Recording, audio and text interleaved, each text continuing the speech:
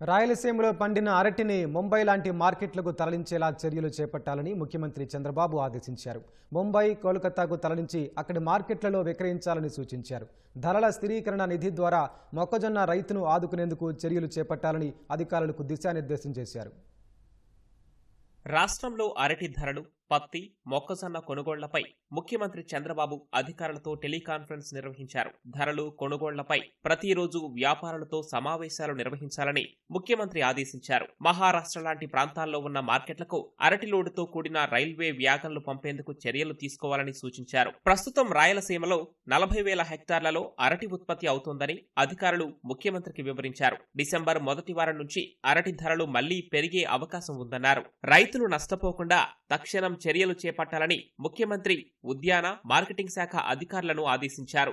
రాయలసీమలో పండిన అరటిని రవాణా చేసేందుకు ఓ ఏజెన్సీ ముందుకు వచ్చిందని అధికారులు ముఖ్యమంత్రికి వివరించారు. ఎప్పటికప్పుడు అరటిని రవాణా చేసేందుకు ప్రణాళికను రూపొందించుకోవాలని ఆదేశించారు. పత్తి కొనుగోళ్లకు సంబంధించి రైతులకు ఎలాంటి ఇబ్బందులు తలెత్తినా సహించేది లేదని సీఎం స్పష్టం చేశారు. మొక్కజొన్న రైతులను ఆదుకునేందుకు చర్యలు చేపట్టాలని చంద్రబాబు ఆదేశాలిచ్చారు.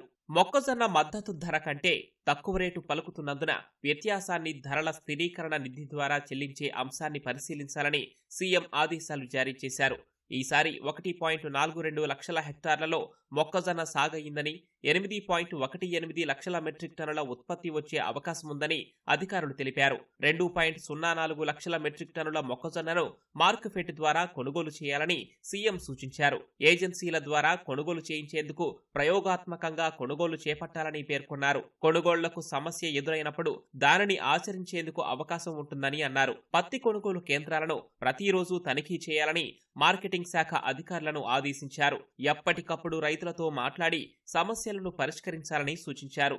రంగు మారిన, తడిచిన పత్తిని కూడా కొనుగోలు చేసేలా చూడాలని సీఎం స్పష్టం చేశారు. రాష్ట్రంలో 2-3 రోజుల్లో వర్షాలు కురిసే అవకాశం ఉన్నందున పత్తి కొనుగోళ్లు వేగవంతం చేయాల్సిందిగా చంద్రబాబు సూచించారు. Cotton corporation of India slot booking సమస్యను పరిష్కరించిందని అధికారులు ముఖ్యమంత్రి దృష్టికి తెచ్చారు. సమీపంలోని జిన్నింగ్ మిల్లులకే పత్తిని రవాణా చేసేలా చర్యలు చేపట్టాలని ముఖ్యమంత్రి తెలిపారు. తేమ శాతం వంటి సీసీఐ నిబంధనల కారణంగా పత్తి రైతులు నష్టపోకుండా చూడాలని ముఖ్యమంత్రి స్పష్టం చేశారు.